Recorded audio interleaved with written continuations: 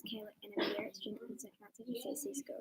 Today I'll be talking about ableism, the effects it has on people with disabilities, why we need to stand up to ableism, and why we need to be an upstander, not a bystander. Today I also have a guest to talk to us about why she thinks it is important to stand up to ableism. So Katie, why do you think it's important to stand up to ableism? It is important to stand up to ableism because people with a disability can't change who they are if they were born this way. That's a really good point. If we see somebody being mean to somebody with a disability, how can we stand up to them? If you see somebody getting bullied because they have a disability, tell the person who is bullying them, hey, that's not the right thing to do, and invite the person getting bullied to be your friend. Thank you so much, Katie, for your great advice on ableism. Hopefully people will use your advice and help others with disabilities. Everyone out there that knows they've done something mean to somebody with a disability to make them feel sad. Put yourself in their shoes, because can you imagine going to a new school, everyone takes one look at you and decides that you're mean or can't do things just because you're not the same as them? Or how would you feel if you got told you can't be who you want to be just because you're different? Imagine if this happened to you. How would you feel?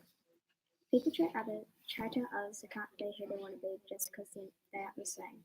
What do they know? They've just taken one look and decided they can't do it. People have to go through these things every day, through the stares and the judging. People have to suffer with these issues and go through some terrible things and some really tough times. And that's why we need to step in and do something about it when we see something bad happening. Standing up for somebody with a disability is called being an upstander. It can be really hard to do this, but at the end, you will know it was the right thing to do. You want to be described as this word because it shows that you don't let things like bullying go by. If you do see someone getting bullied and you just watch it happen, that's called being a bystander. This is a word that you don't want to be described as. It means that when you see something bad happen, you just watch it happen and you don't help the person getting bullied. We need to have more upstanders in the world so there are less people suffering every day. There are lots of places out there that are making changes to help people with disabilities. The way people are helping is that there are lots of places with elevators to help handicapped. There are lots of places with parking on the ground floor, so that people with disabilities don't have to go to the hassle to get in an elevator when there may be lots of people. People are putting more ramps in and lots of other things that will help them. We have lots of people that just think about themselves and how they can't do this or how they can't do that.